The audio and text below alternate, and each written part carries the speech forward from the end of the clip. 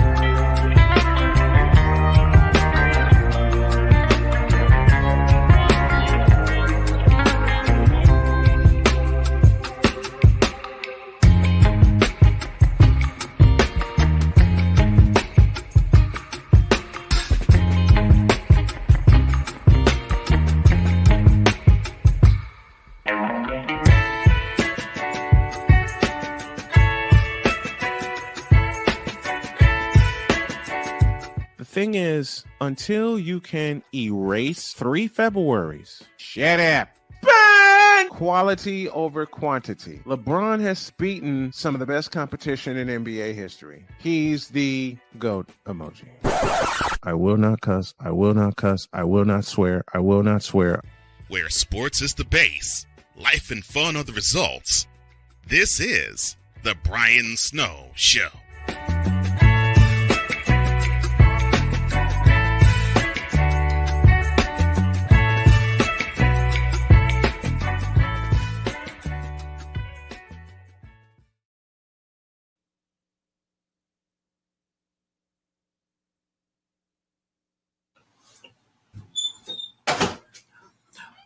All right, hello and welcome to the Brian Snow Show. Of course, I am not Brian Snow, but I am Chris Dietz from Fifth Down Sports, and Brian will be here.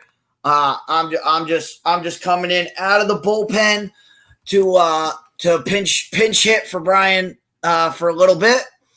But on the show today, we had the news drop yesterday of Pat Fitzgerald, Northwestern head coach, being fired. And the timeline of events is very, very, very suspect.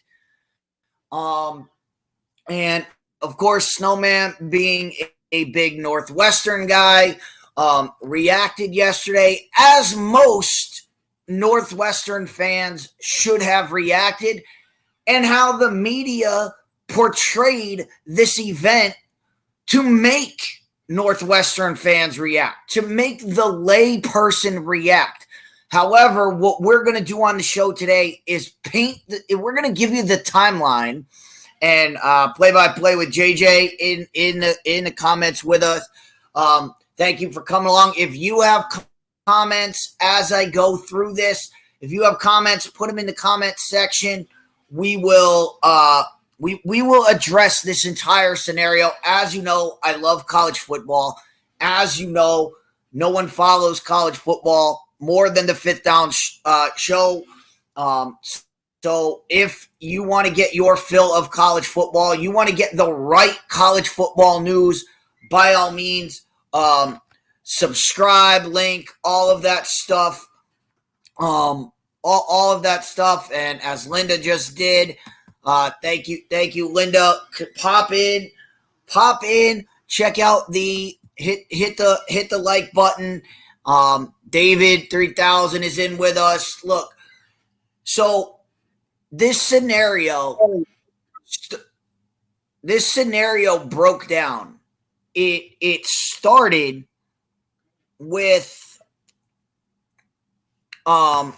So let's just lay the timeline out, and then we'll see if what's happened with this situation is it's like one of those paintings, and they were really popular in the 90s. I don't know if they're really popular now. I don't know. I'm not really into art, but it's like one of those paintings, where you look at it and all you see is a whole convoluted mess.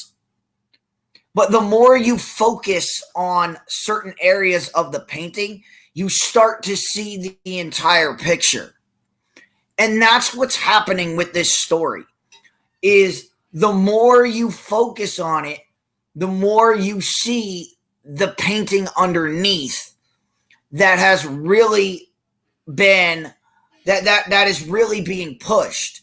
And to properly do this, it just has to be, lay the timeline out. I'll tell you what I see. And then we'll tell you what has to happen going forward. So that'll be the plan. That'll be the plan for the first hour of this show, is just laying all this out. And so we'll get to all of that as we go on here. But so this whole thing started with an article, an article that came out in the Daily Northwestern of accusations of hazing within the Northwestern program. And later on, when we look at the whole picture, we'll talk about the specifics of that argument of what was made. But an accusation was made. Now, Northwestern acted, what I would say, appropriately. They said, all right, there's accusations. We have to investigate it. Let's take a look at it. So the president suspended Pat Fitzgerald for 2 weeks without pay while we investigate, and we'll let the investigation play itself out. And while that was happening, they shut down spring practice. They shut down, current Northwestern activities, because they didn't want anything. They didn't want, if something was going on, they didn't want anything to get out. Sounds fair enough. Well, 2 days into that investigation, the president said, and I quote, I may have acted too harshly. I may have acted too hastily in my reaction to this. That tells me something came back in that investigation that there was something there, but it wasn't nefarious. It wasn't to the level of absolutely insanity. That for the president to say, I acted too hastily, that says something crazy. That says that the investigation found that what that tell. But anyway, so that's what the president said. I don't know. I can't tell you. I wasn't involved in those investigations, and those are sealed investigations. I don't have access to those. If I did, I would tell you what I know. But that's all I can tell you. All I can tell you is what they give us. So he said he acted too hastily. Interestingly enough, the next day, a new accusation drops from the Daily Northwestern that not only was there hazing, but that the hazing was racially based and was racially triggered, and racism was involved. Interestingly enough, the day after that drops, Pat Fitzgerald is fired and no longer a part of the Northwestern football program.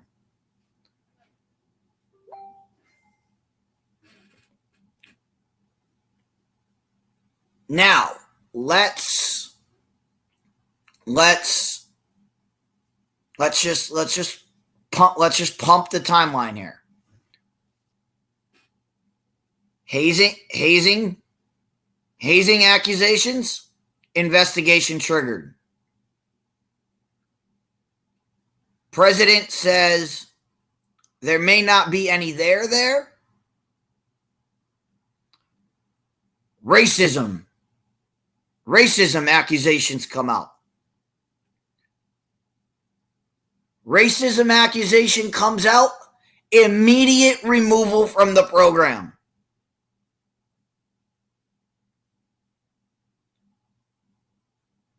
This is the timeline of events that has led us to where we are.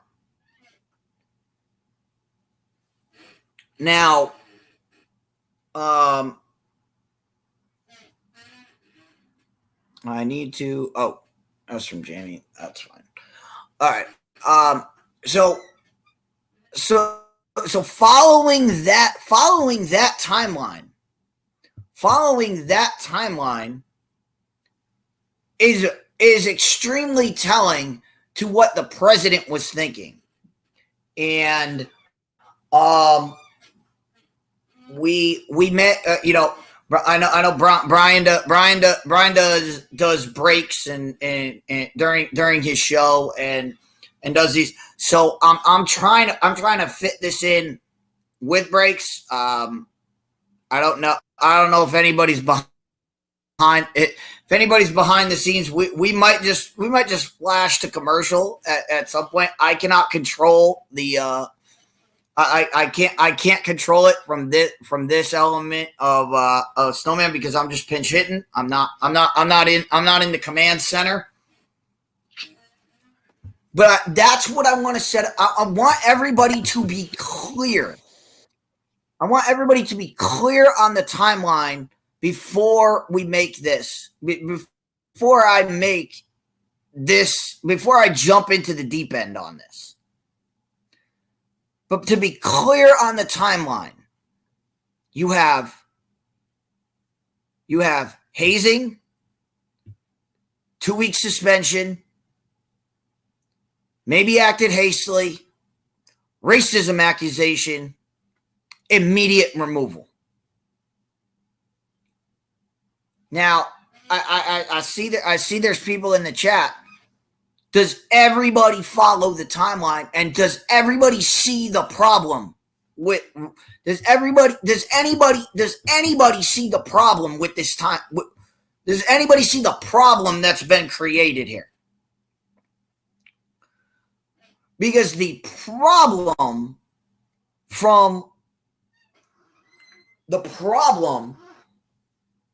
with this scenario is that the president has been clear through his actions on this. Hazing players, 2 weeks suspension, 2 weeks no pay, and we'll move on. Racism accusation, we can't have that, you got to go.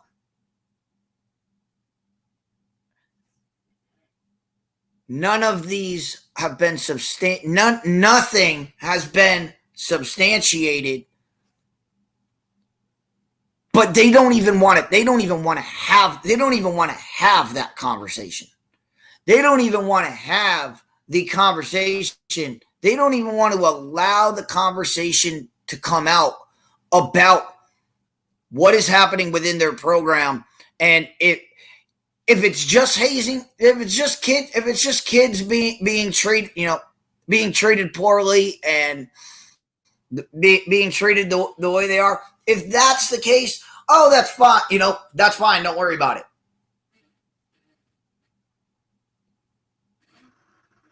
But if it's racially, if there's any racial component to it, if anything about this is racial, nope. We can't have that. We can't. We're not even going to investigate it. There's a racial accusation. Get out. We can't handle it. That's a problem. That is a problem in this entire investigation. Something is going on here. Something is going on, so I've got to take a look. And something happened. Let me just make sure everything is going on. Let me see here. Let me see.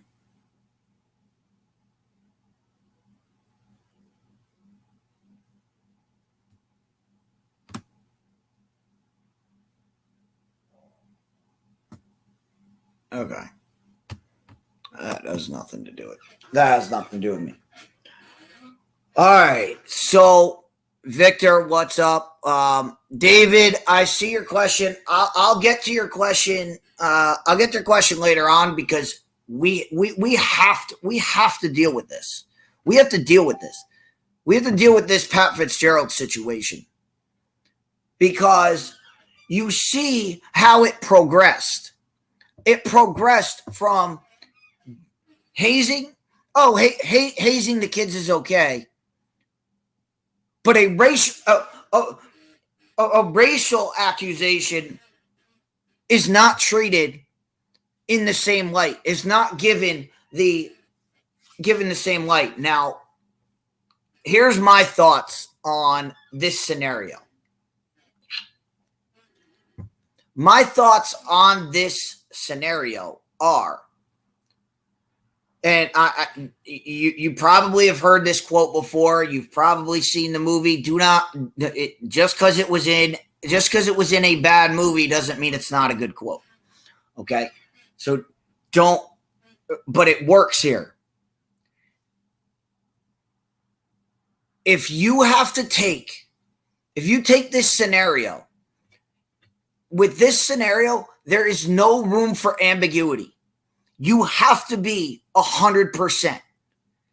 If there is a 1% chance that these are false accusations, you have to take them as 100% false. If there is a 1% chance that these are true, you have to treat them as 100% true. That is how you have to attack this. That is how you have to approach this from all angles. You cannot leave this as this may have happened. This may have happened. These accusations are too charging to leave them at, well, this happened and it may be racially charged. This happened and it may be hazing.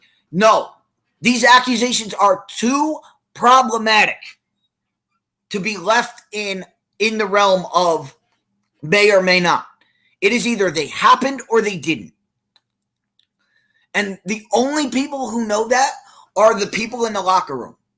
The only people who know that are the people who were involved in this. And I saw Snowman's reaction yesterday to Pat Fitzgerald, and you know that's exactly what the media was trying to get at you with this. Is they were trying to emotionally charge anybody who read this story. They wanted you to have that reaction.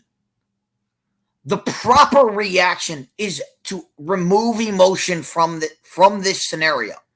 Remove emotion and start dealing with what is the facts, what is the timeline, and what is let's get to the bottom of this so that we can figure out what happened.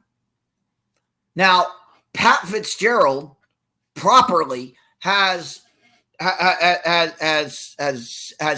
gained legal counsel, and look, all of Pat Fitzgerald. We'll get Pat Fitzgerald out of the way because it's the easiest. It's the easiest part of this. Pat Fitzgerald is done at Northwestern. Okay, this is not Pat Fitzgerald trying to get his job back. You can once that bell's been rung, you can't unring that bell. Okay, he's done. What he has gained, why he's gained legal representation is monetarily. He's trying to preserve the money from his contract. That's what he's trying to do. There's no way he can return to Northwestern or return to Northwestern sideline ever. Okay? And that's just the reality of the situation. What Pat Fitzgerald retaining legal counsel is to preserve his contract and to say he was unrightfully fired, so he's owed X amount of dollars. That's what that's for. And I can almost say this with a certainty is if there's any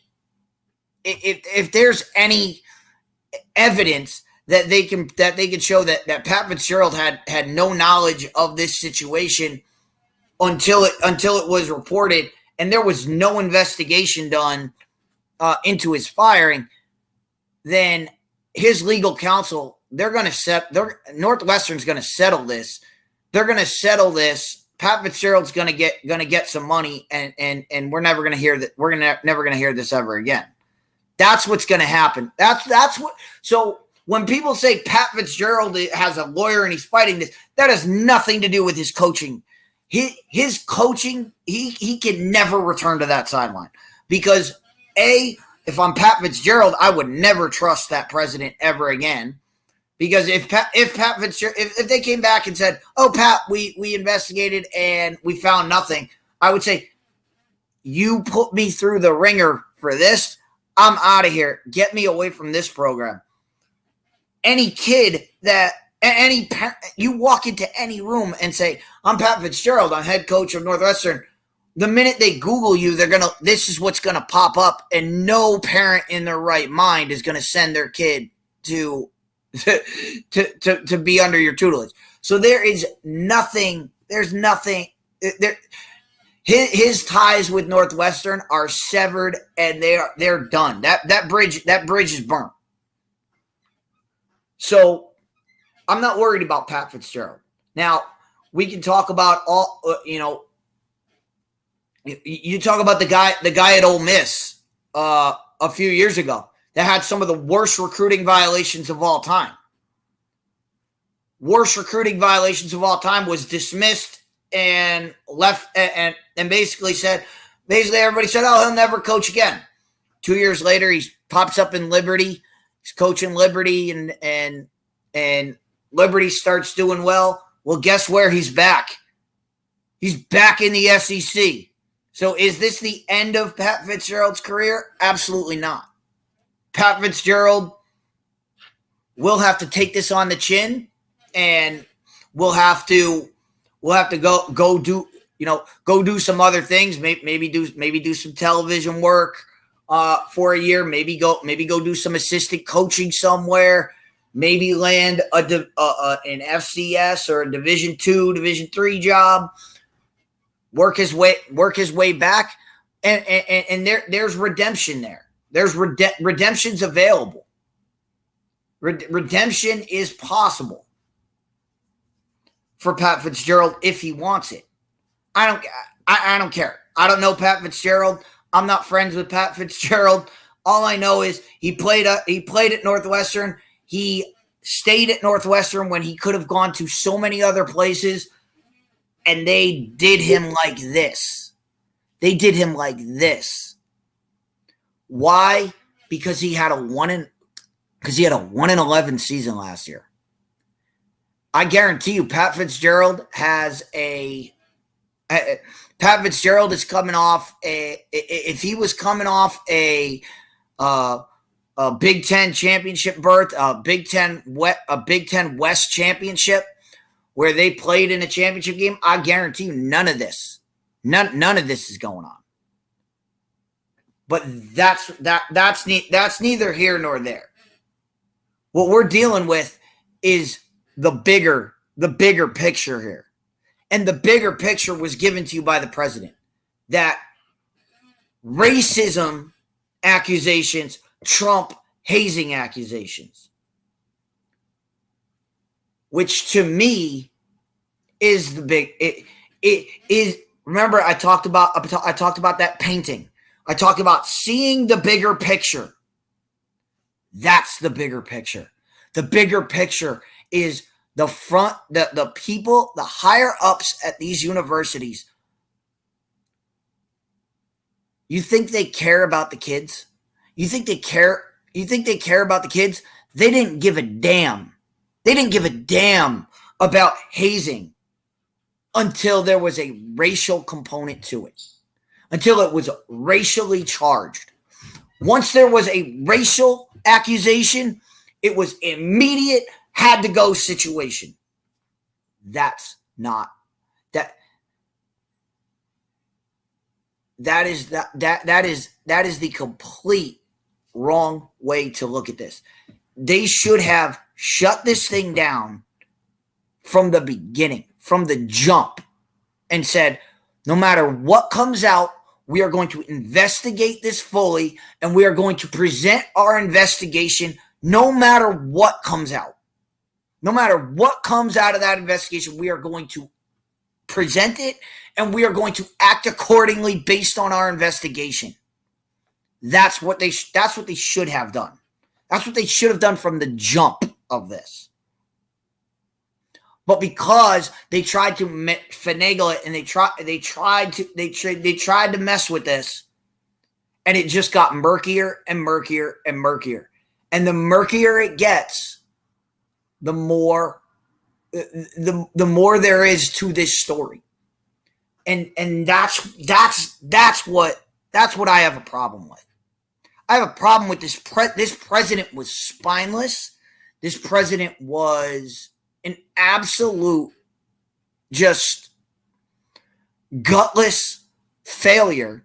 Failure to be a leader. To be able to say things happened. We need to look at them. We need to investigate them, and that's where it should have gone. But the minute it went to, I may have acted too hastily. The minute he said that, I was on the lunch crew on Monday when the news broke that he may have acted hastily, and I said this. I said there's got to be more to this story. There's got to be more to this story for him to make that statement. That's what I said on the lunch crew because we hadn't gotten it yet. Hours after I said that,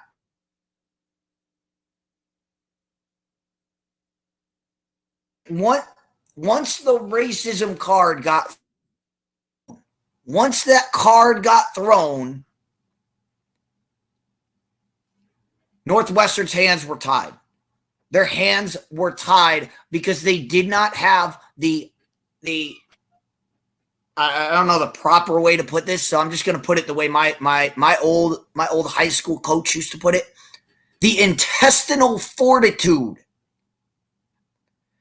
They did not have the intestinal fortitude to trust their investigation, trust their findings, and go with it, and see where that road led. And the media that put this out, the Daily Northwestern, I don't know the Daily Northwestern. I don't know anybody there. I don't know what their politics are about this. I don't know what their plan. I don't know what their relationship with Pat Fitzgerald is. But Snowman and I we had a conversation during a season when Pat Fitzgerald was leading Northwestern to a Big Ten West title, where major Northwestern backers were trying to push Pat Fitzgerald out then. They were trying to push him out then.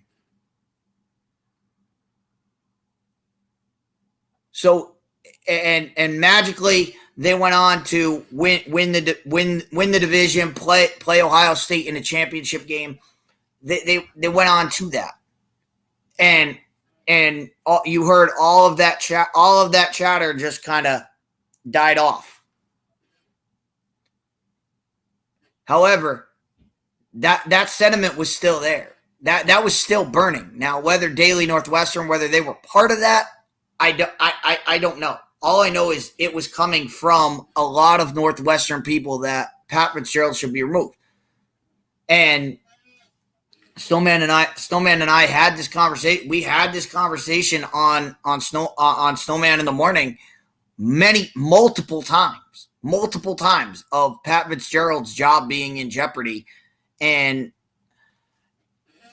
after a 1-11 season, you have this kind of thing happen. It was a gots to go situation. It was a they got the ammo. They had the ammo to do it. They had the ammo to do it, and the sensibility was there. That's why this move happened. But if you think this is about protecting the kids, if you think this is about protecting kids, that's not what this is about. This is about the president of this university not having the guts to let an investigation play out. This is about it, and I want to be clear here. I don't care. I don't care one way or the other. I don't care if Pat Fitzgerald would have stayed the head coach or not. I don't have any dog in this fight. I don't have any dog in this fight. What I want from media like the Daily Northwestern is to get to the bottom of this story and to present all the facts of this story. Everything. Sick Diggy, I see it. I see you. Welcome to the show. Snowman will be with us within the second hour. So I'm out of the bullpen. I'm out of the bullpen here. I came in, made a spot start, and we'll get things going. But we're talking about this Northwestern situation. So let me dig. So I've done some digging, and of course, me being me, I've gotten to the bottom of more than the Daily Northwestern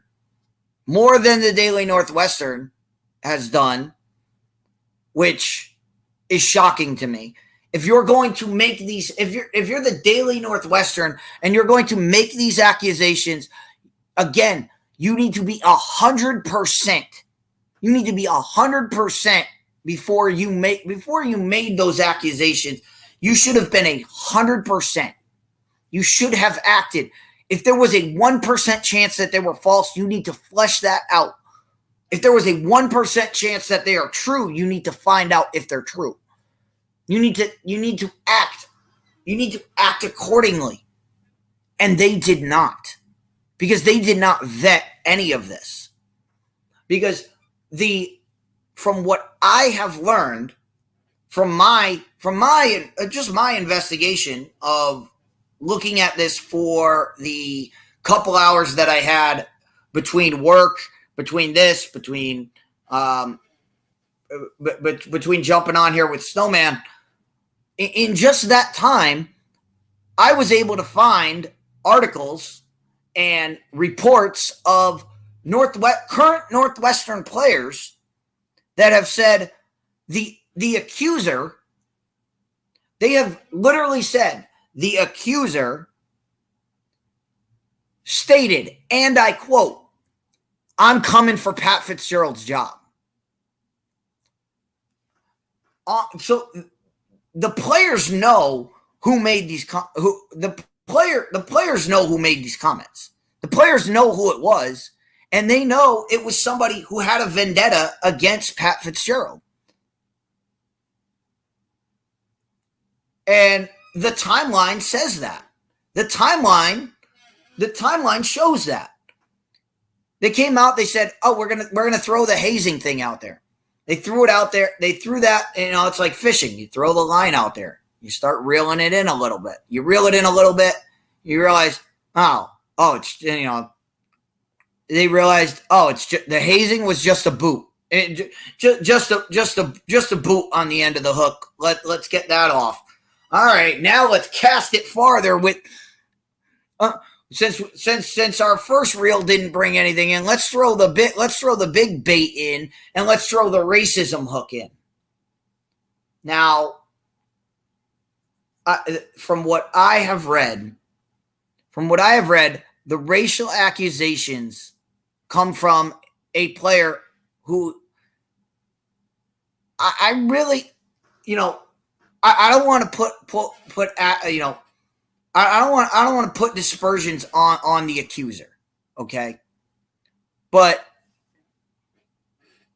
listening to his version of what racism is, he needs to. I think he needs a class. He needs a class in civil liberties. He needs a class in what real race, what racism is, because his first comment was, "They made us talk like white people." Now, I don't know if you could see the picture. I don't know if you could see the color of my skin. I don't know what that means. I have no idea what that comment means. What do you mean they made you talk like white people? What do white people talk like? What is that? If anybody knows, if anybody's listening, if anybody's in the chat and wants to tell me what talking like white people means, I'd love a definition of what that means, because I can tell you, I know, and a lot of a lot of people said, oh, you know, Ebonics and all that kind of stuff.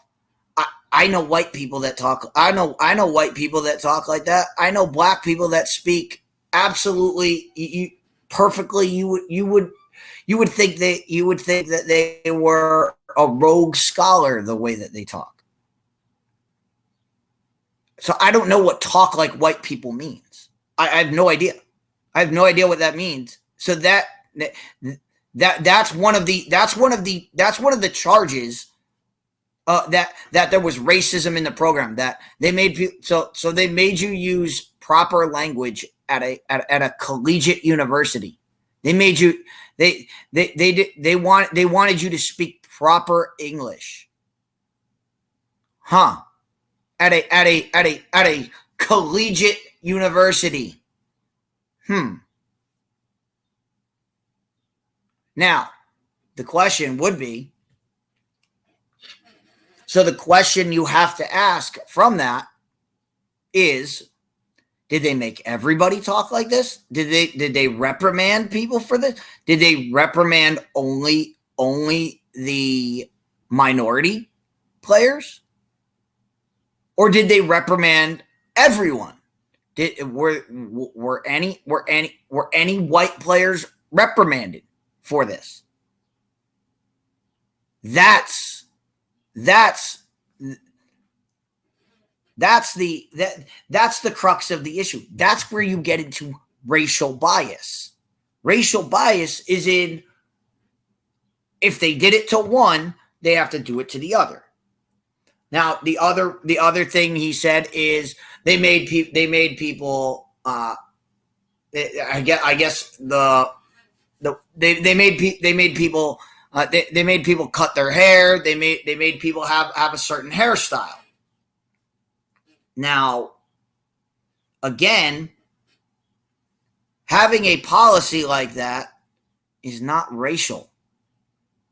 Now, people could say, "Oh, you know, I know certain cultures, they have certain affinities to their hairstyle." Sick. I am not in control of anything, so I can't send you the link. I can't send you the link. So, but right now, I'm just flying by the seat. I'm flying by the seat of my pants. So,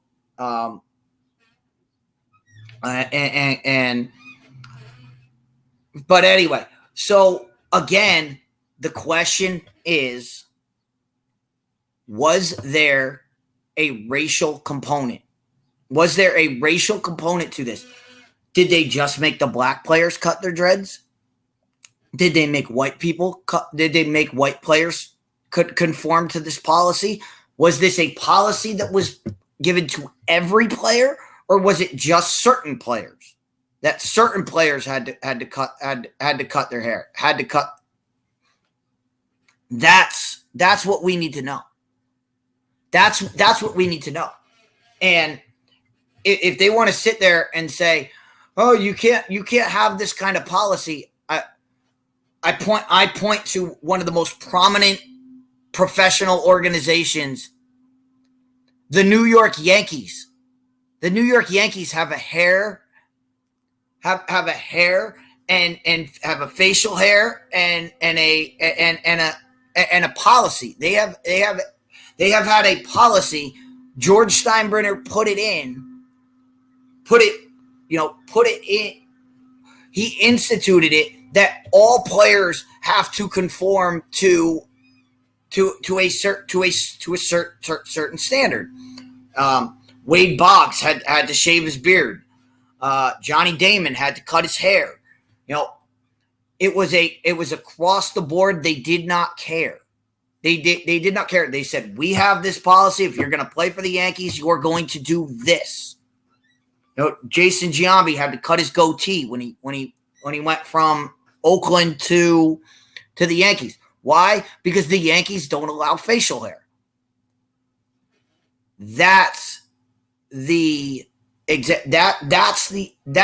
Look, having a policy like that is not a direct correlation to this is racially motivated.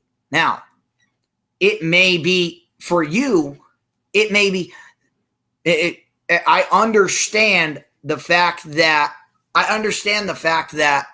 certain people, and I want to see if I can. Yeah, I can't even bring.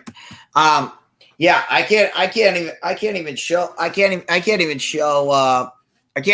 the comments. But Sig Diggy, you're absolutely right with earrings being banned in Cincinnati for the longest time. And remember, Eric Davis had a problem with that. But I understand that there are certain things in different cultures that have certain meaning.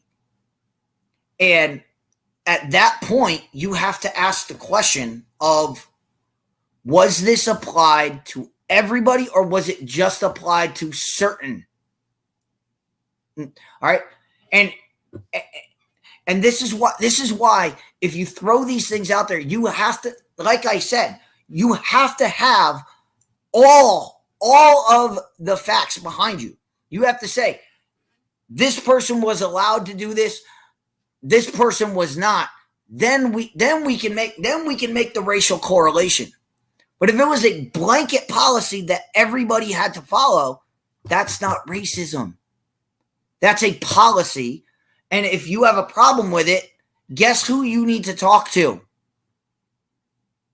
You need to talk to Pat Fitzgerald. You need to talk to somebody on campus. I'm sure they have a campus. I don't even know what they're called. I'm sure they have a campus liaison that you can go to, that if you don't want to make these, that you can go to and say, hey, the football team has this policy. Y'all need to look into it. And they'll send somebody to go over and talk about it. And that way you don't get ostracized. Even though in 99% of these cases, there's no reason there's no reason for anonymity, because everybody involved knows who's involved. Everybody who's involved knows who they are. That's why the players were able to say, oh, the accuser, here's what he said. So look, I'm presenting these questions. These are questions that needed to be asked before any of this came out. These are the questions that should have been asked. These are the questions that the Daily Northwestern should have had all of this stuff. They should have had all of their bullets in the chamber before they fired this gun. Because right now they fired a gun that that is smoking right now. It is a blank smoke screen right now. Because of all these questions that I've asked, that there is no answer, that they don't have an answer to. They don't. If you can't answer these questions, then this story goes nowhere. This story does nothing. This story does nothing if you don't ask these questions. And what the main question you have to ask of this accuser is, did you at any point tell anyone? Look, Brian talked about the hazing yesterday, and the hazing, I heard that from what I've heard is they had a thing called running, and their running was I guess they restrained a group of people, or they cornered a group of people, and they would go up on them, and they would, from what the article says, is that other players were grinding and dancing and performing sexual acts on the players that were deemed needing to be run on. Now, take that for whatever it is. First off, that's just dumb. That's just dumb. I can tell you, I can tell you horror stories from things that we did, things that were done. I've been a part of many sports organizations. Okay, I played high school football. I did high school track. I played American Legion baseball. I played college baseball. I played college football. I did college cross country, college track. I was part of many teams. We had many different hazing or rituals that we did, that I did as part of a lot of those teams. Most of them were innocuous. Most of them were done in fun, in fairness. And after the event, after whatever event we had, as far as in initiation, or as far as, hey, as far as any of that, every time that was done, it was done as a team bonding moment of, all right, we did this crazy, stupid thing. Y'all survived it. Everybody came together, we hugged, we laughed about it, and we tell the story. We live to tell the tale, and we move on. And everybody was like, hey, you did that. That was awesome. Good. You passed the test. Awesome. Good job. And that's what it was meant for.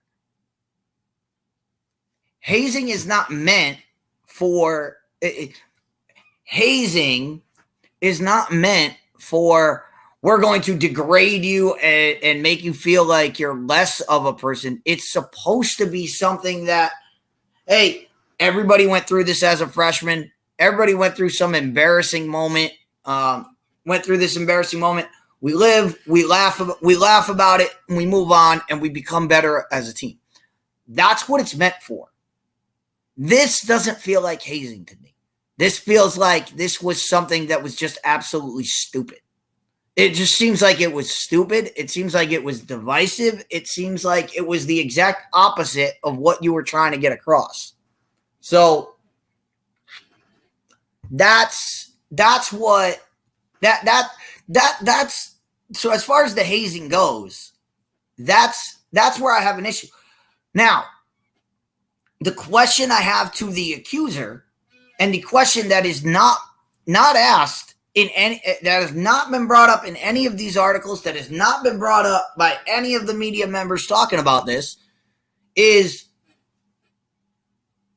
if you had a problem with what was happening, who did you talk to? Who did you talk to before you went to the media to make this claim? Did you go to the liaison officer? Did you go to Pat did you let Pat Fitzgerald know, hey, I'm not comfortable with this. I'm not comfortable with cutting my dreads. Did you explain to anybody, this is a part of my culture. This is a part of who I am? Did you explain that to anybody? Was Pat Fitzgerald ever made aware that you had these thoughts and feelings? Because if the answer to that question is no, I didn't tell anybody, then we have a big problem. We have a big problem with your statement. Because as Snowman said yesterday, if you don't know there's a problem, how do you fix a problem you don't know about?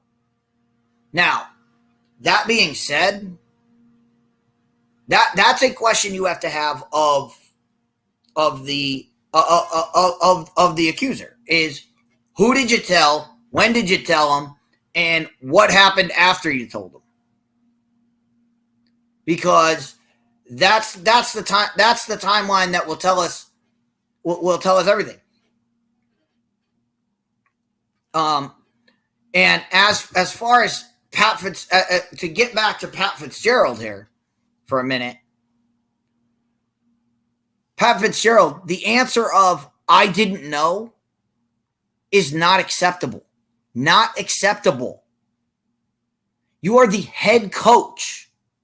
You are the head coach. It is your job to know everything about your organization. And for this, I give you the factual evidence of, go back to Ohio State under Jim Tressel. When Jim Tressel, when Terrell Pryor and his crew were getting free tattoos, they were getting all this stuff, and Jim Tressel said, I had no idea this was going on. Well, guess what? It's your job to know that that's going on. It's your job to know. And reason why you were let go is because you didn't know. Is because everybody looked at that and said, if you didn't know, that's worse. That's worse than, well, we knew and we just didn't think it was a big deal.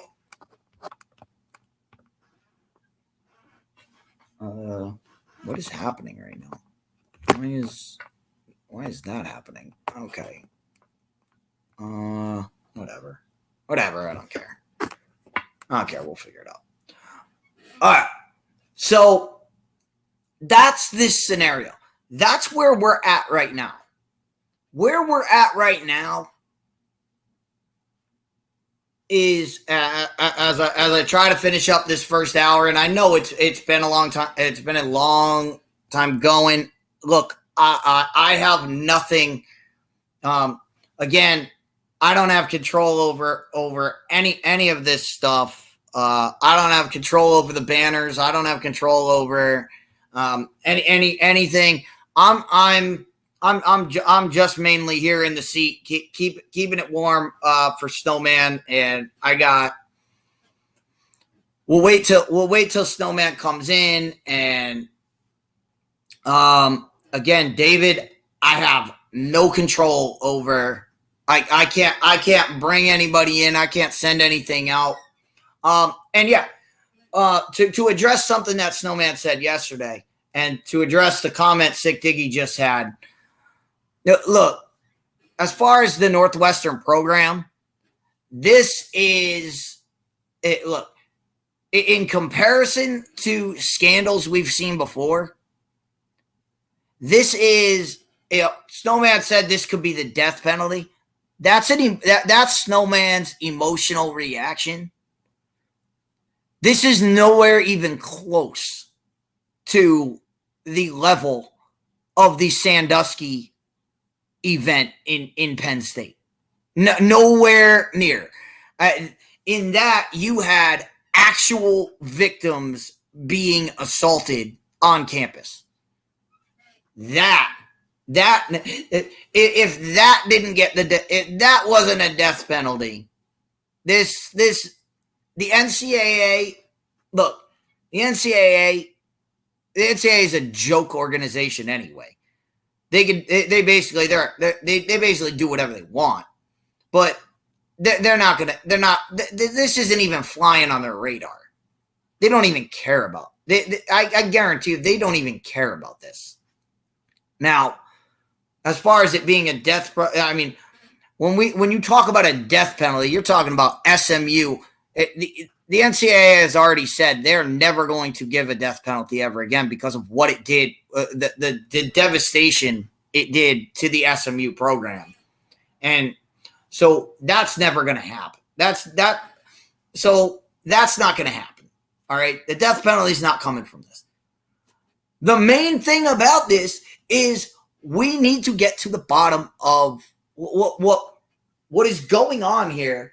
Is what I have tried to present to you is the way to go about these investigations. The way to go about it is look at the timeline and look at everything. Look at it from all sides. And that's the problem with the media today.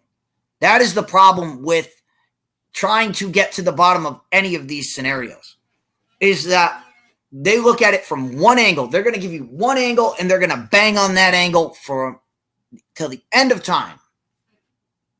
Meanwhile, you have to have the backup when somebody says, well, what about this? Or when did you do that? You have to have the answer to those questions. When somebody says, who did you speak with? You have to have names. You have to say, I brought it up to so-and-so. I brought it up to this person. I brought it up to our team captain. I brought it up to all the way down the line. You have to have all of those in factual order so that we can say, all right, so that we can assess the blame to certain people. And there are things that we do. If you're doing something wrong and you do it and nobody tells you it's wrong, how are you supposed to fix what you don't know is wrong? Now, people could say, oh, well, it's common sense. It's this, I saw there was a letter from Northwestern players that said coaches were not involved in this.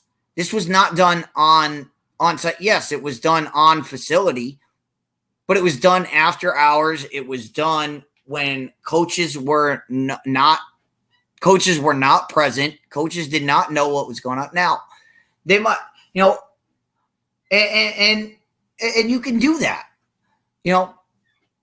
to say that, he had names on the board. A captain might have gone to him, might have gone to coach and said, Coach, when somebody makes a big mistake at practice, put their name on the board. We'll take care of it. We'll take care of it in the locker room.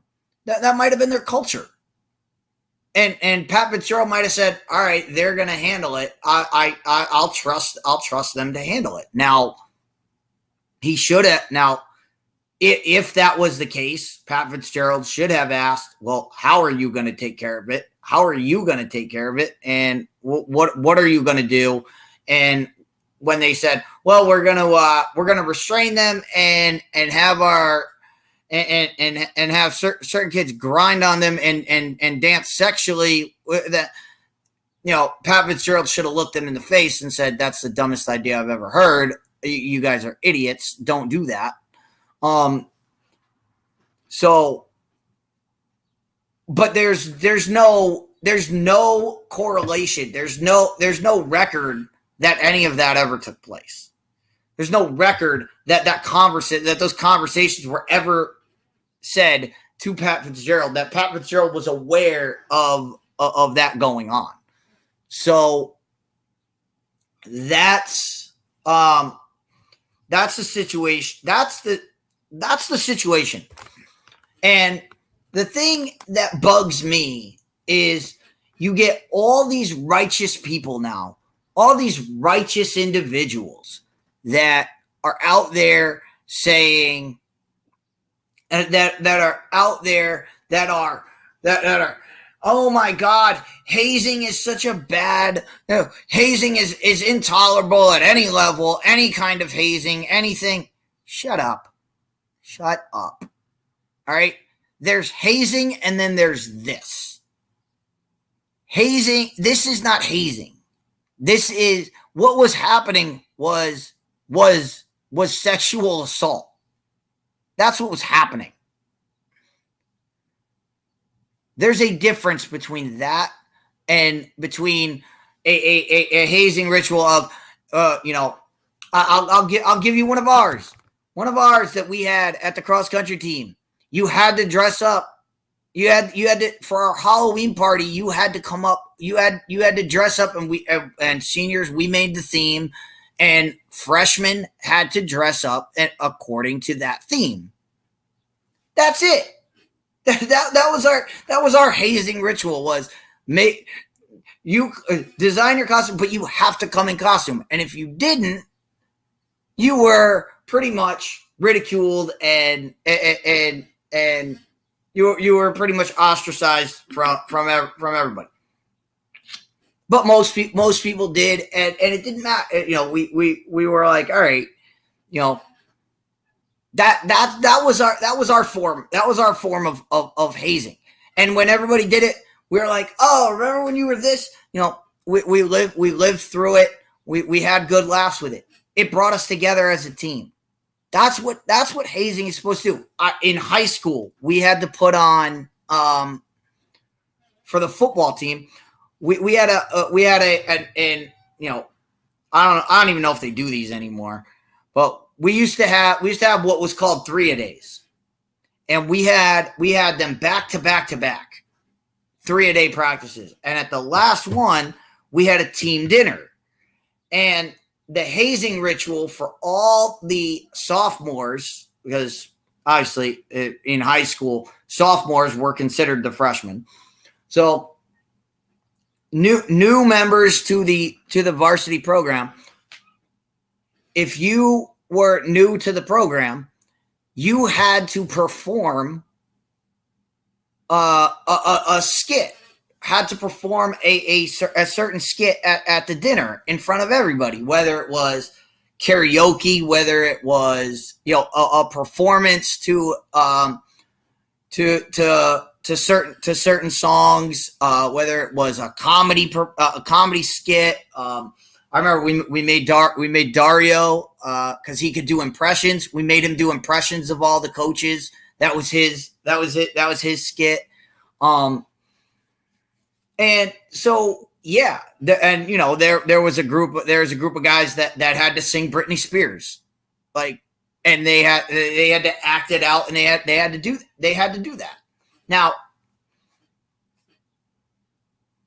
again, after it was done, nobody was like, "Oh, it was like you did that. You're horrible." After it was done, we were like, "Yo, that was hilarious. You sing awful.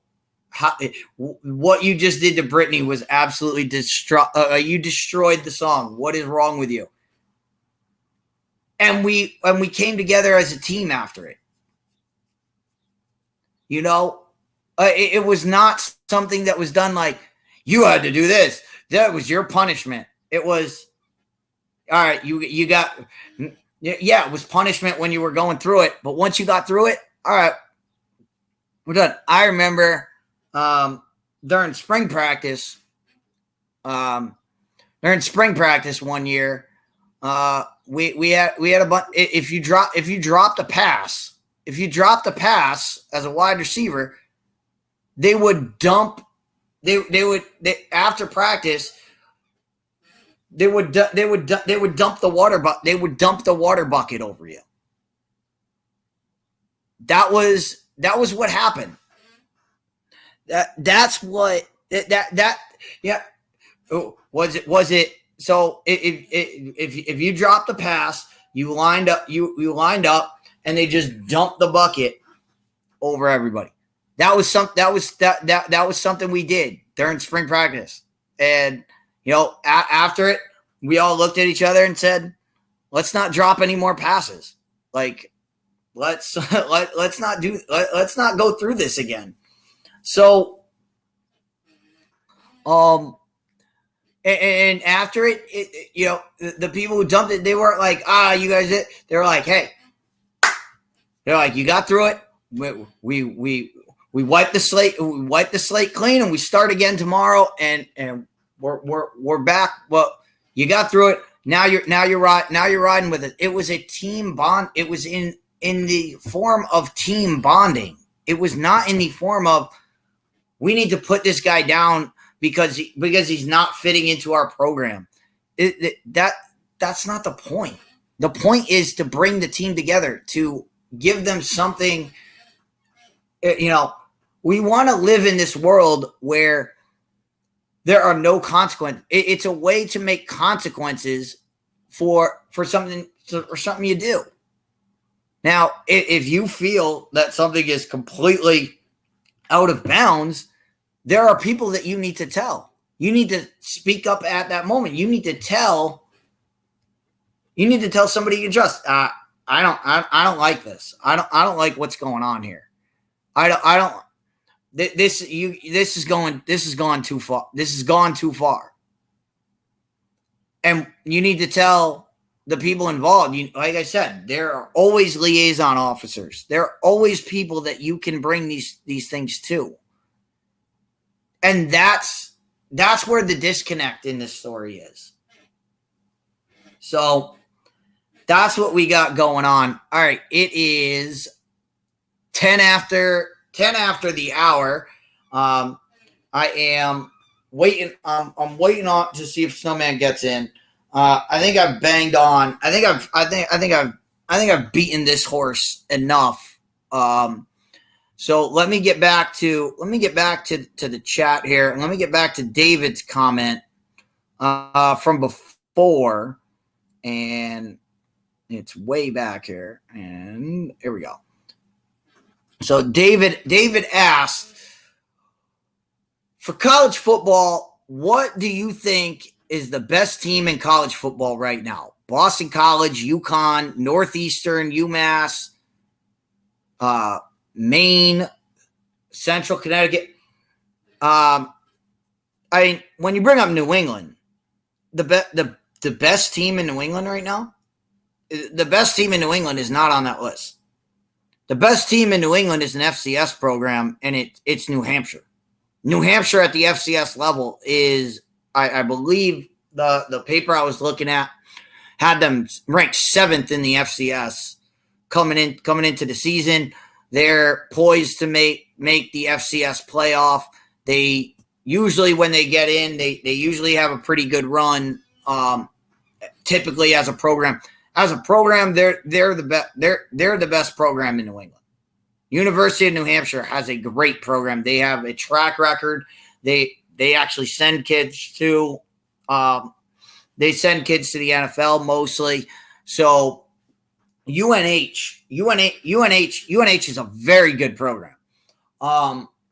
As far as Division I is concerned, you're talking about UConn and UMass. Well, UMass is the worst program in Division I football. Right now they're ranked 132 out of 132. As far as what they got going, I believe they're in the.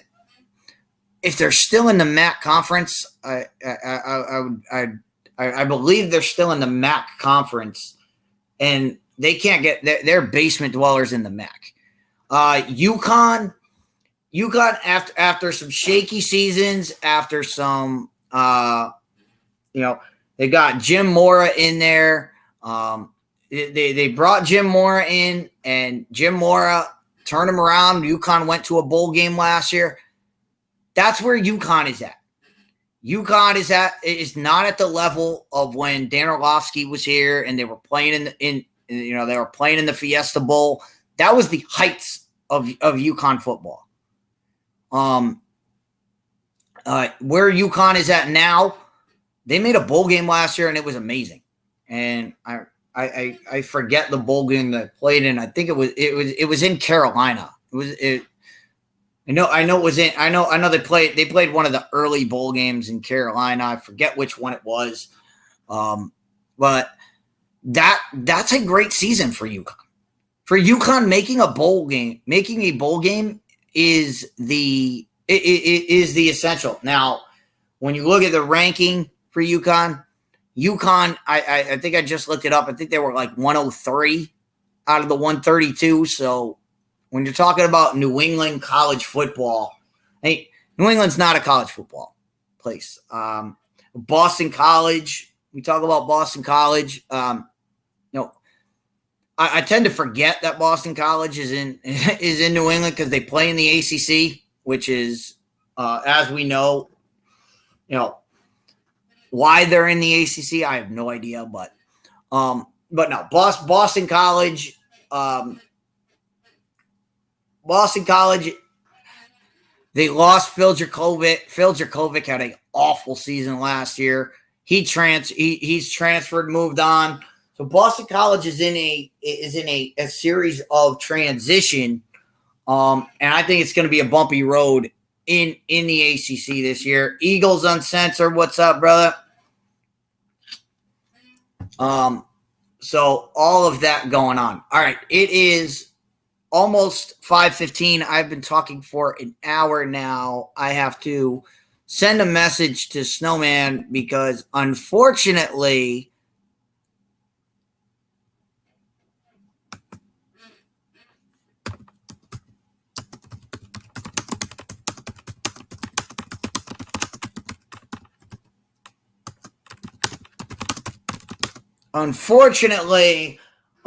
for me, I have to leave to get to work.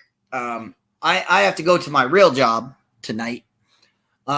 So I have to. I will have to leave. I will have to leave the show here. With all the stuff that we talked about in this first hour, if you want to get more into this. If you want to get more into this, more college football from anybody, more college football, by all means, jump on, subscribe to the Fifth Down Sports Show. We will be all over college football this year. And on a positive note, because we talked about all this negative crap before, but on a positive note, Saturdays, Snowman and Fifth Down will be presenting a game of the week. We will pick a game each week, and we have a lot of games to choose from, a lot of things. Snowman will be doing the play-by-play. Fifth Down will be providing the analysis, and we will be giving you college football the way college football is supposed to be presented, with love, passion, with all of that. We will be breaking it all down. Of course, we will have our show on Thursday nights on the Fifth Down. We'll be doing the Fifth Down show where we talk about best and worst of the weekend. We always do this. We always talk. We do it every week. Every week we talk about the best things we saw and the worst things we saw. And it's not, oh, this guy threw 6 interceptions. Like, that's not what I'm talking about when I'm talking about worst. Usually what we talk about when we talk about worst things of the week, it's usually something we see, whether it's a reaction a guy has to throwing an interception, or whether it's a blow up on the sidelines with players and coaches, whether it's interactions with the crowd, whether it's something that happens in the stands where some kind of ridiculousness happens. That's what we look for. And we look for the best things in college football, which are, when a guy scores a touchdown and gives the ball to a cancer patient that's right there. Those are the things we try to highlight. We don't just try to highlight, oh, this guy ran for 4 touchdowns. No, he ran for 4 touchdowns, and every touchdown went to, a different charity case. Those are the kinds of things we try to bring up. on Fit Down Sports Show. So I'm just trying to send a message here.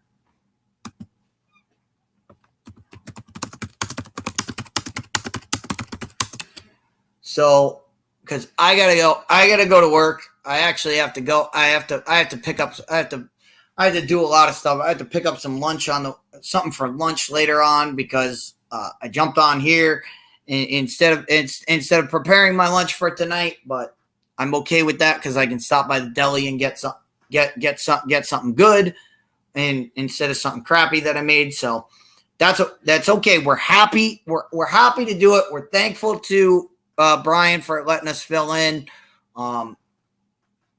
Again, I apologize to any of the sponsors or whatever. I have no access to the banners, so I can't play anything. So I just tried to fill the time. But on that note, everybody,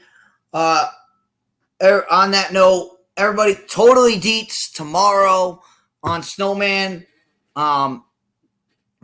Obviously, I was trying to get this Pat Fitzgerald stuff out of the way so that we don't have to talk about it tomorrow.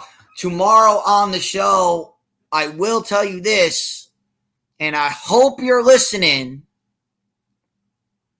I have some words for the man who runs No Credentials Required. I have a message for you based on your most recent program.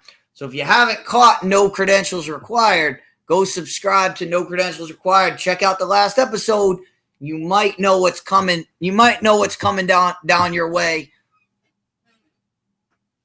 But I will address you on Totally Dietz tomorrow.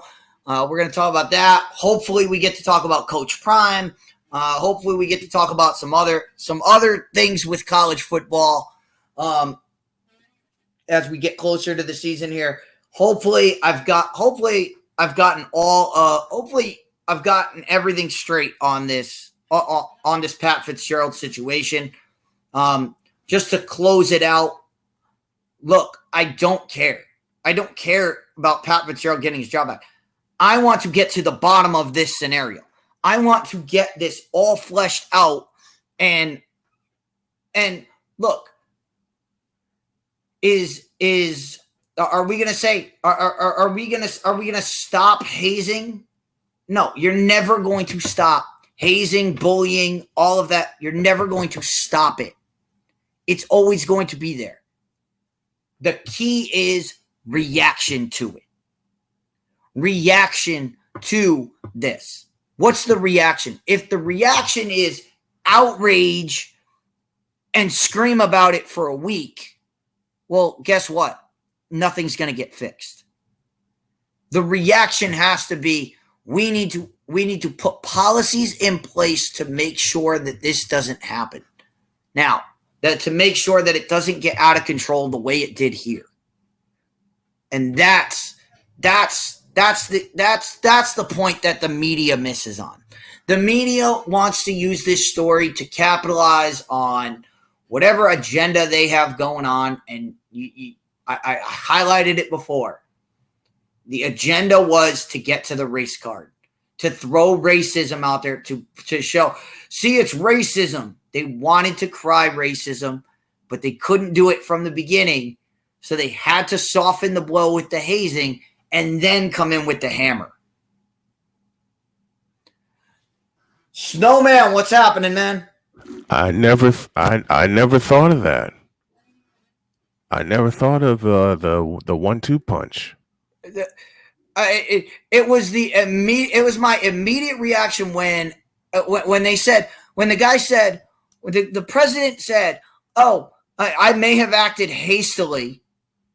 And then a day later, the next day, boom, they hit you with, well, there's a racism component to this.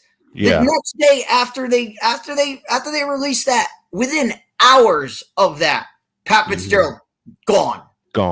Fired. Pat Fitzgerald is fired. The minute racism came in, he was, when it was just hazing, 2 week suspension, and we'll deal with it. The minute racism came in, nope, gone. Get out.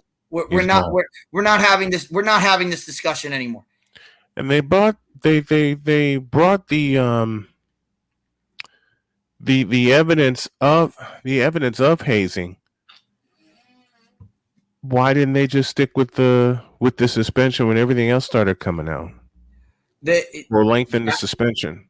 Those are the questions. Those are the questions, and I those are the questions I posed in the first hour. Mm-hmm. Who knew? When did they know? And what did they do? Yeah, those are the questions, and that's the sequence of events that need to be fleshed out. Mm-hmm. And I read the Daily Northwestern, and props to them for jumping on this story. Yep. But they dropped they basically just threw a grenade and said, "Here you go," because they don't have the answer to any of those questions. Any of those questions have not been answered. No, and they're not. And the thing is, nobody's asking. Nobody's asking them because we have to protect whistleblowers. We don't want to throw. No, you threw this bomb. Come give us everything. Mm-hmm. What happened? Who'd you tell about it? And what'd you know? Because you said it yesterday. Pat Fitzgerald. How can Pat Fitzgerald fix a problem? If he doesn't know there's a problem, how can he fix it? How can he fix it? So how can he fix a problem that he doesn't know about? That's the one question I would have for the accuser is, did you ever tell Pat Fitzgerald about this? Did you ever tell your liaison, hey, this stuff's going on. This stuff's going on. Y'all need to investigate it. Who did you tell? Who did you tell in the chain of command so we can find out where the weak link is? And that's not to absolve Pat Fitzgerald, because Pat Fitzgerald, you're the head of the program. You should, what you didn't know, you should have known. And because you didn't know, that's why you're in the situation you're in. Yeah. Yeah. So this is not to absolve Pat Fitzgerald, but somebody dropped the ball somewhere on the chain of command. The ball was dropped on at many points. And the point of this should be to fix the links in the chain. Yeah. But but again, that's not the media's that's not the media's plan. They don't care about that. No, they don't. They don't care about fixing the problem. They care about, we need to point out the problem so that we can keep using it. And that's where I have a problem, because as I said, if you're going to do this story, you have to treat it. If there is a 1% chance that that's a false accusation, you have to treat it as 100% false and look at it from that angle of, all right, we need to flesh this out so that if somebody comes at us and says, hey, this story's false, we can say, no, it's not. Here's the evidence we have. The same thing at the other end. If it is 1% true, if there's 1% truth to this, you have to treat it as absolutely true. Absolutely true. And flesh out everything and say, hey, when somebody says, no, this really happened, you need to say, no, that never happened, because if it did, here's the protocol X, Y, and Z that would have happened, and it didn't. And that's how we know that this didn't happen. None of that's being fleshed out. None of that's being pointed out. And why I'll leave you with this. And Snowman, thank you for letting me roll and go off on this, because I've been waiting all day to go off on this. I appreciate you. Here's the thing that they were waiting to do. They were just waiting to get to the race card. That was all they were trying to do. That was all they were trying to do. This whole scenario was set up so that they could roll out, there's racism in college football. And I if you're shocked by that, I don't know what to tell you. I would just say, you sweet summer child. Welcome to the real world. Yeah, did not shock me.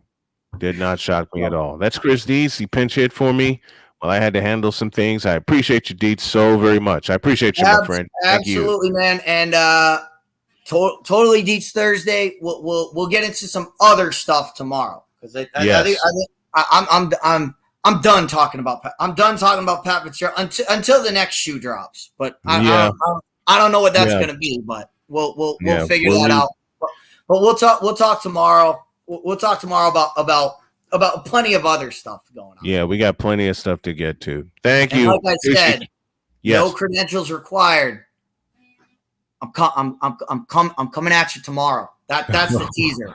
That's the teaser. I'm coming at you tomorrow. Oh boy, you're gonna bring out the fighting McCarthy. I know that. Thank you, brother. Appreciate you. Thank you. Appreciate you. Yeah. All right. Chris Dietz, pinch hitting for yours truly while I had to run around and get some things taken care of. I appreciate him so very much. A pause and we'll come back and we're just gonna have some fun for the final half hour of the program. Back after this.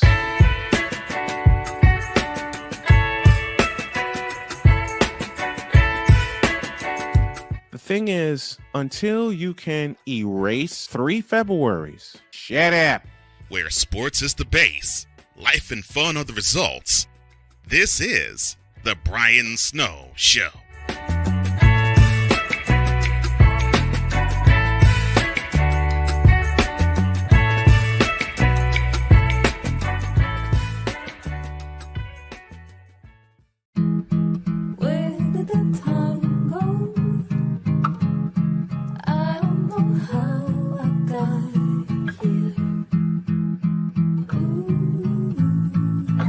Done the hard part. You quit smoking.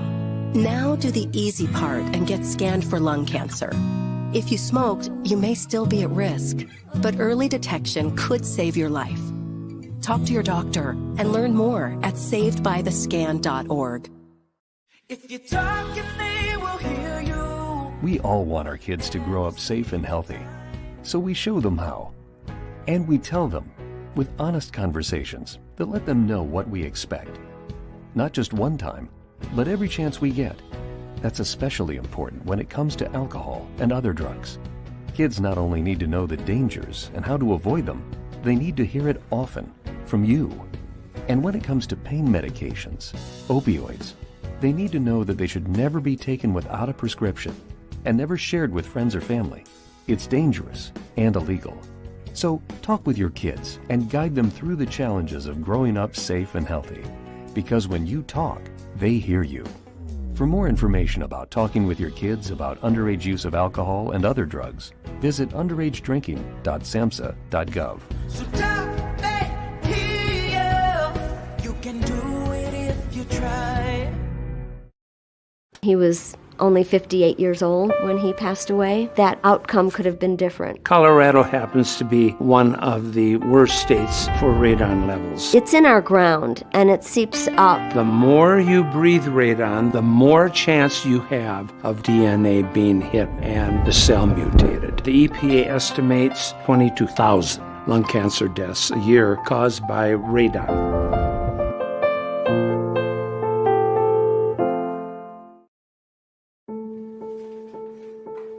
We all make choices.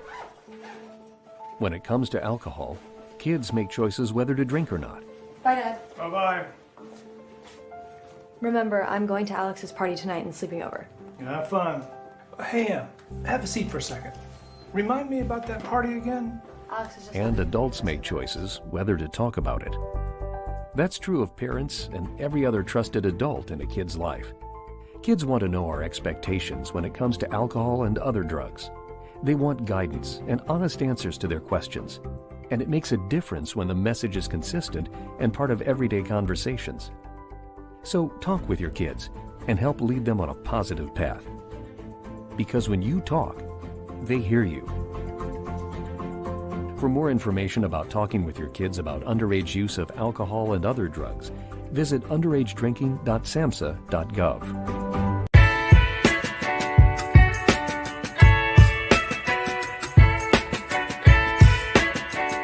The thing is, until you can erase 3 Februaries, shut up. Bang! Quality over quantity. LeBron has beaten some of the best competition in NBA history. He's the GOAT emoji. I will not cuss. I will not cuss. I will not swear. I will not swear. Where sports is the base, life and fun are the results. This is the Brian Snow Show.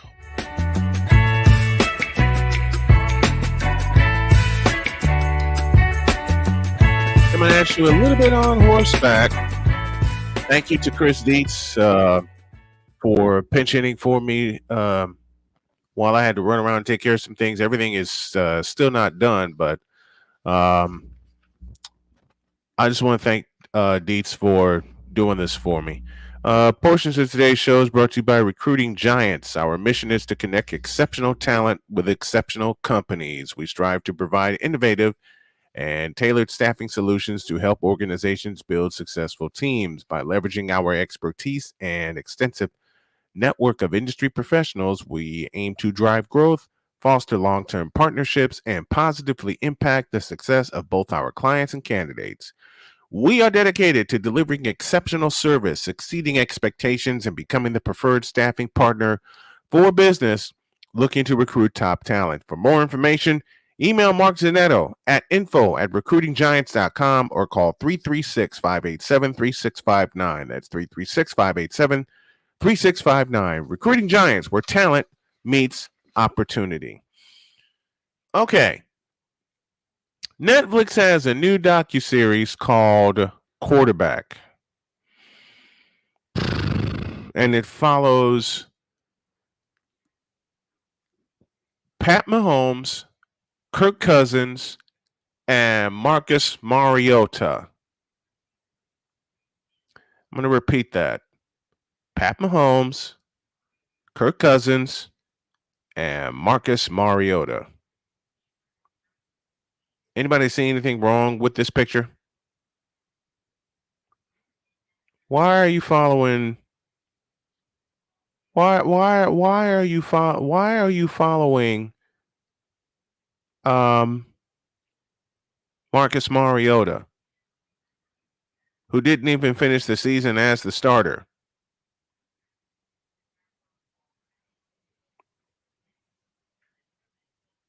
Didn't even finish this season as a starter, and you're going to highlight him? What? Why? Just plain why?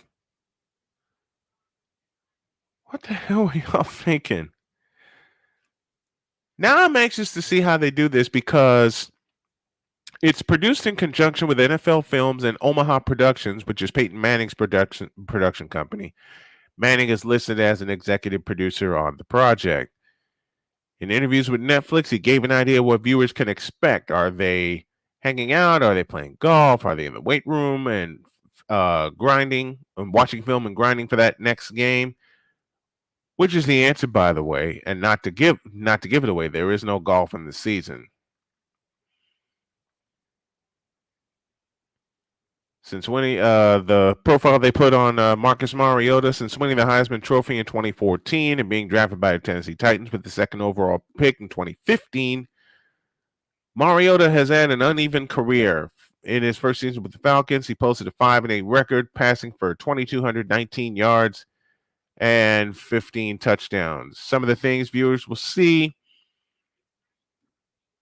how each quarterback deals with the physical nature of football and how they take care of their bodies. Cousins will be 35 at the beginning of next season and hires a chiropractor and a masseuse to help with the soft tissue issues. Try and say that 5 times. Mahomes has his own personal trainer, and Mariota goes the way of a private chef to help maintain his diet to keep him in top physical condition. Now they got me curious. Now they absolutely got me curious. But you had to get Marcus Mariota? You had to get Marcus Mariota. Why?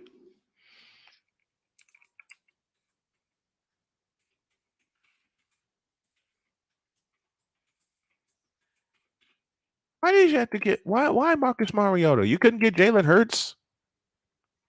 I would suggest Brock Purdy would have been a good candidate. Brock Purdy would have been a better candidate. Period.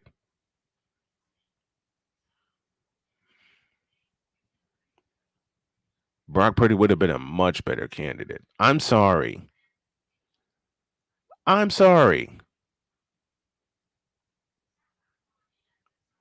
Brock Purdy would have been a much much better candidate, even given the injury that he suffered in the NFC Championship game. You could have followed his meteoric rise. Hell, you could have followed the comeback story of Geno Smith. You could have followed that story. But you didn't, did you? No. There's so many other stories you could have followed instead of Marcus Mariota. So many other stories you could have followed instead of Marcus Mariota. Really? And Kirk 2 Chainz Cousins. Thank you, Ben Sutter, for that. And Kirk 2 Chainz Cousins. That draws my interest right there. That draws my interest right there. To see how he handled that final play against the Giants. You know, you could have put Dak Prescott in that equation. You could have put Dak Prescott in there. Would love to have seen how he handled the final play.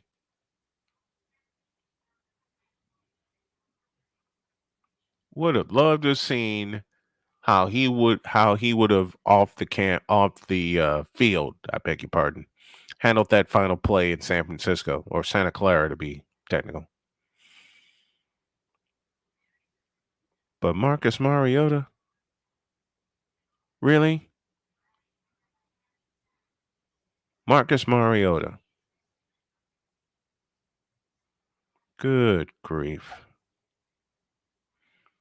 Slide up the chat. Who would you have liked to have seen in this docuseries besides Kirk Cousins and Marcus Mariota?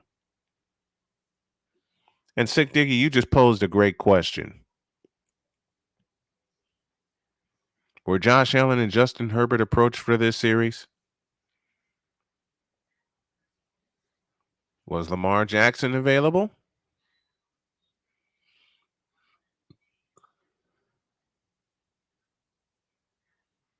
So many other many other ways you could have handled this. And so many other candidates that you could have chosen for this. Couldn't do Deshaun Watson because he was embroiled in controversy. Right there.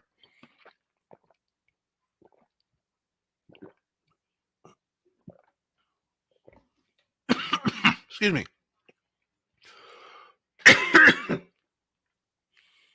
But who would you guys like? Excuse me. I beg your pardon. Who would you guys like to have seen in the places? That's what I get for drinking water too fast. Of Kirk Cousins and Marcus Mariota. Definitely candidates better than them. Definitely candidates better than them. All right, looking for the best way to experience live events? Well, SeatGeek has you covered. With just a few taps on your phone, you can find the best seats for concerts, sports, theater, and more.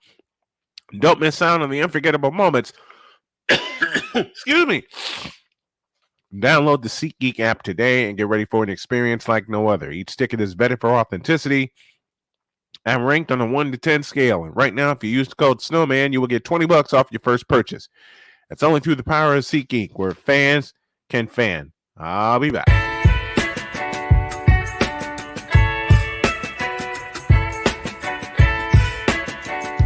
The thing is, until you can erase 3 Februaries, shut up.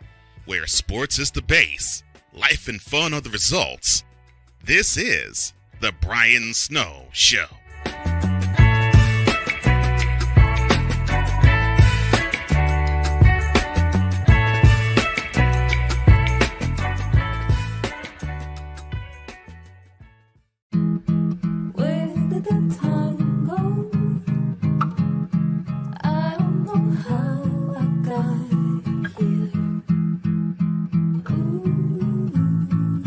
You've done the hard part. You quit smoking.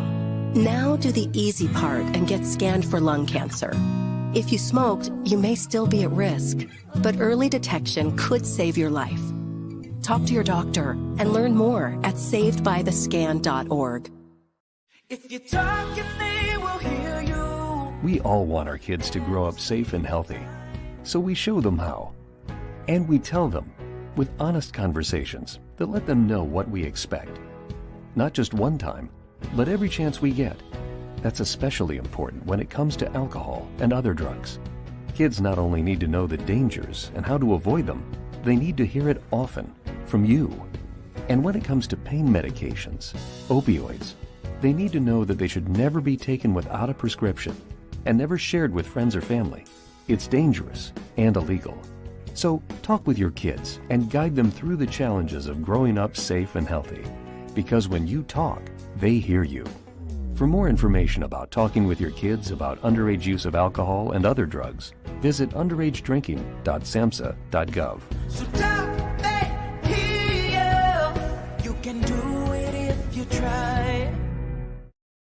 He was only 58 years old when he passed away. That outcome could have been different. Colorado happens to be one of the worst states for radon levels. It's in our ground, and it seeps up. The more you breathe radon, the more chance you have of DNA being hit and the cell mutated. The EPA estimates 22,000 lung cancer deaths a year caused by radon.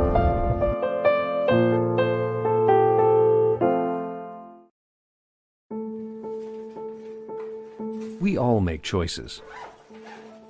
When it comes to alcohol, kids make choices whether to drink or not. Bye, Dad. Bye-bye. Remember, I'm going to Alex's party tonight and sleeping over. Have fun. Hey, have a seat for a second. Remind me about that party again? Alex is just... And adults make choices whether to talk about it. That's true of parents and every other trusted adult in a kid's life. Kids want to know our expectations when it comes to alcohol and other drugs. They want guidance and honest answers to their questions. And it makes a difference when the message is consistent and part of everyday conversations. So talk with your kids and help lead them on a positive path. Because when you talk, they hear you.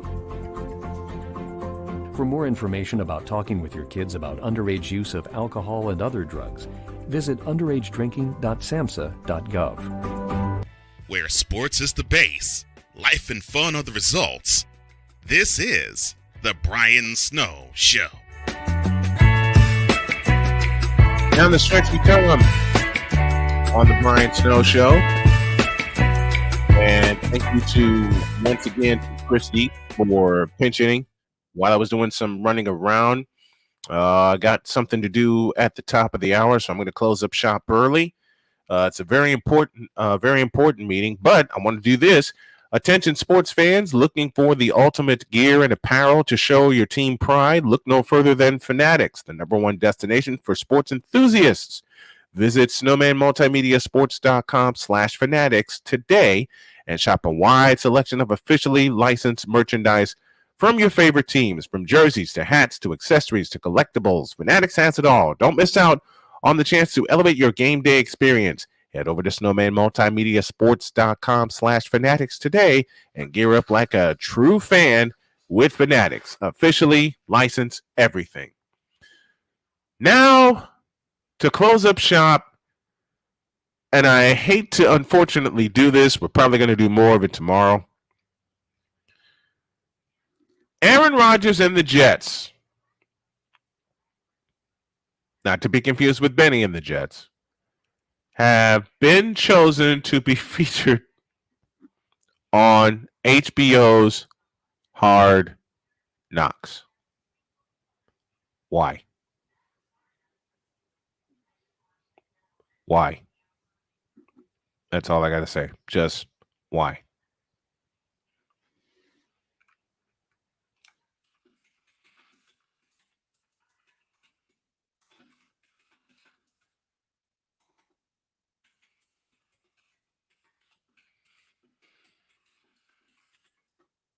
I mean, like I asked in the last segment, you couldn't feature another team? Really? And to answer your question, Sick Diggy, Aaron Rodgers has this project. Hell, the Jets are a project. Let's just be real about it. But let's just be real about it. The Jets are a project in and of themselves. Were the 49ers or Chiefs not interested? Or the Eagles? I don't know. I truly don't know. I just don't know.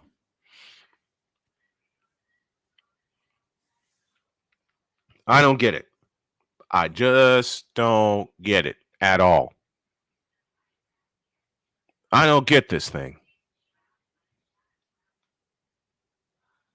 I don't get this thing. That you have to choose. The news is not yet official. The person was granted anonymity.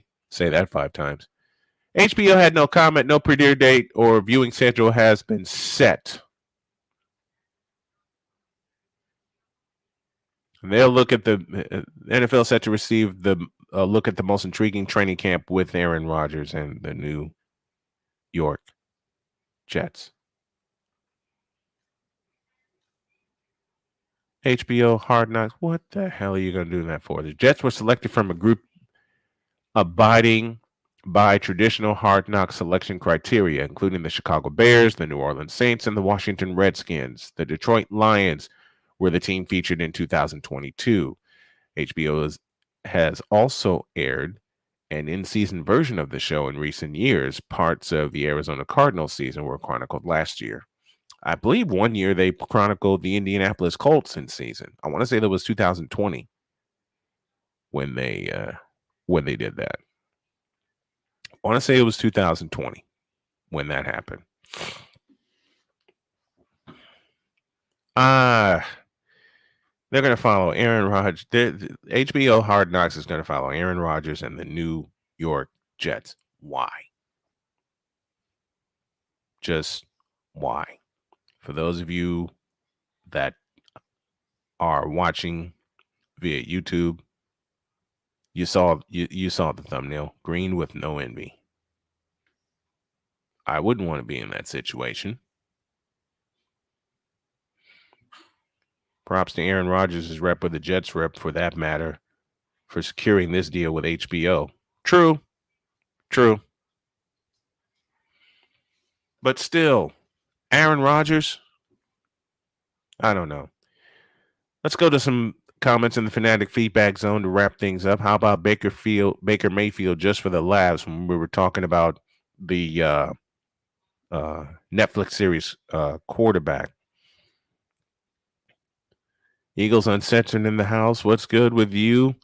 It's good to see you. Thank you to everybody that was being patient. Thank you, David. Sick Diggy is all over the place today. Earrings were banned in the Cincinnati Reds organization. Talking with Dietz earlier. In Japan, foreign baseball/soccer players have to cover up their tattoos. Tattoos are still associated with the Yakuza in Japan. That's why they cover them up. Love that. And thank you to Victor Locke for hopping in today. Lisa Stark makes her debut in the Fanatics feedback zone. Play-by-play with JJ in the house with us as well. After the huddle, friend of the show. Shout out to everyone watching. Thank you, After the Huddle, for coming on and showing love to this program and showing love to the folks in the Fanatics feedback zone. And it's just about toward the top of the hour. I'm going to say this: sports bettors, listen up. Your favorite sports book, BetUS.com, is back in our 30th year of action with live in-game betting, incredible odds, daily odds, boosters, props, and parlays, fast payouts, and exceptional one-to-one customer service. We got it all. And when you sign up and use the code Snowman, you will get a 125% deposit match. Log on to BETUS.com or call 800-792-3887, 800-79-BETUS, BetUS.com, where the game begins. All right. I can't thank Chris Dietz enough for pinch hitting for me while I got some things situated. I hope y'all had fun with Dietz and showed him the love that he deserves. Tomorrow, I'm going to break up the NBA in-season tournament. And hour 2 tomorrow will feature Brian Sweeney and Michael Burmy from the Women's Football Alliance as they prepare for their championship weekend in Canton, Ohio. Y'all don't want to miss these interviews. We recorded them in advance, but y'all don't want to miss these interviews. They were a lot of fun, very informative, and Snowman Multimedia may be involved with the Women's Football Association very, very soon. You never know. You never know. My time is up. Hope you all enjoyed it as we enjoy bringing it to you. Let me say God bless. Thank you all for joining me, and I will see y'all tomorrow, especially during hour 2 for the Women's Football Alliance Takeover. So long, everybody.